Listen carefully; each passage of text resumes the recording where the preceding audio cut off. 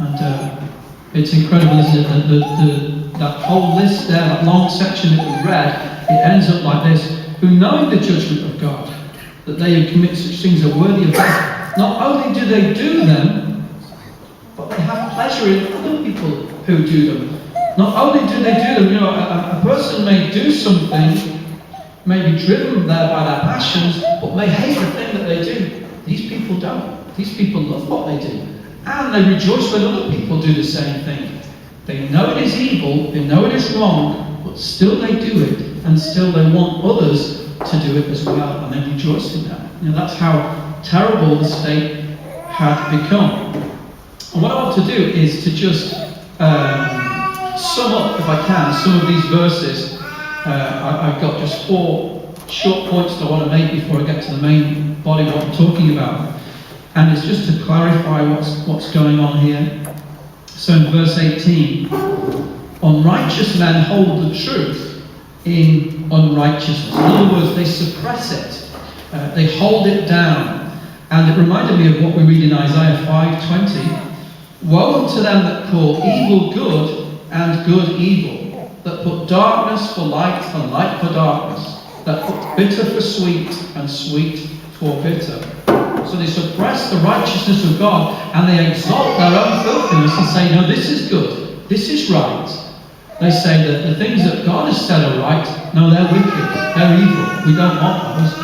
And these things that God has condemned, they say, this is what we're going to celebrate, this is what we're going to indulge ourselves in, and we're going to say it's good, it's right. Point number 2 is this. In verse 21, they knew God, yet they neither glorified him nor were they thankful to him.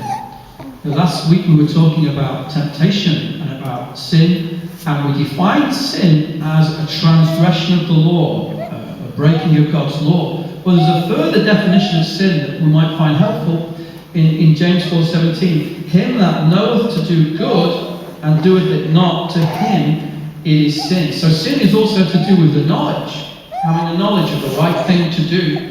And here we read that they knew God. That's the astounding fact that comes out. They knew God, and they knew they ought to glorify him, but they didn't glorify him, neither were they thankful to him. So what I'm going to do is actually just quote to you here with regard to the suppressing of righteousness, the holding of righteousness, is a quote from Matthew Henry, who you might be familiar with his commentary. He says, an unrighteous, wicked heart is the dungeon in which many of the truth is detained and buried. And so that's what they did with their unrighteous and wicked hearts.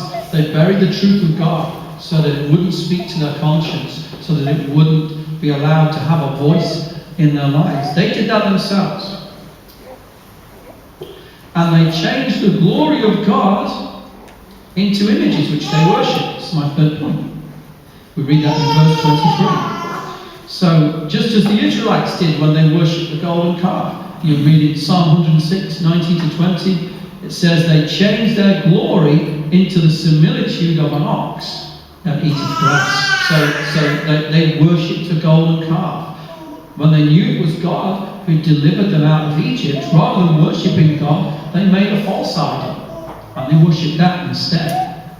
And so, in the same way, it's saying here the Gentiles, this is predominantly dealing with the Gentiles in Romans 1, saying they also knew God, they knew that there was a God, and yet they made idols, and they worshipped them. Even there's a sort of descent here, isn't there, from man, an image of a man, to images of birds, 4-footed beasts, and creeping things. So you see in Egypt, there was little creeping beetles, and even insects, worshipping things like that, making idols out of them.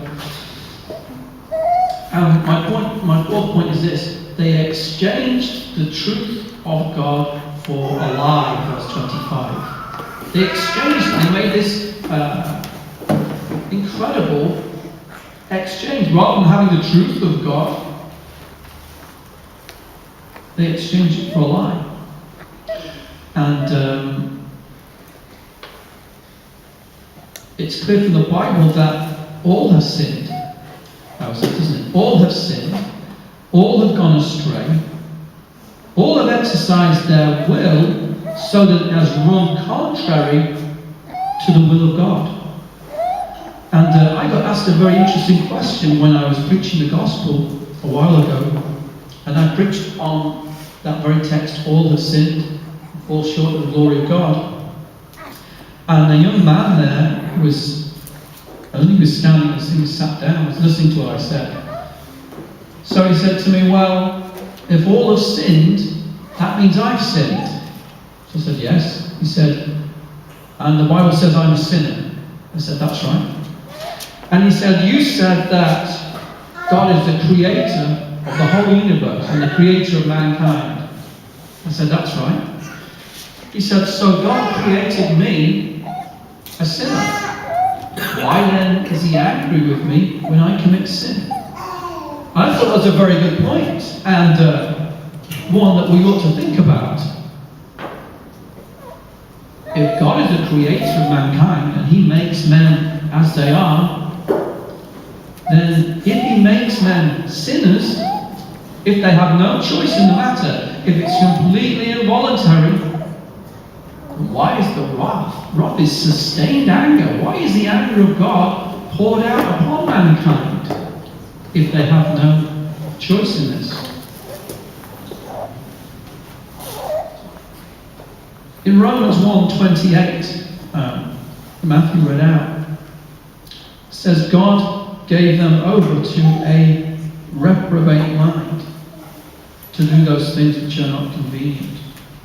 Because they didn't want to retain God in their knowledge, God actually gave them over to the things that they wanted to do. He actually gave them up to do those things. And yet he didn't initiate it. He didn't initiate their sin. See, there's a verse here. If I was to title my sermon this morning, I don't know how I'm doing it, but if I was, I would probably use the words that the Apostle Paul uses. They are without excuse.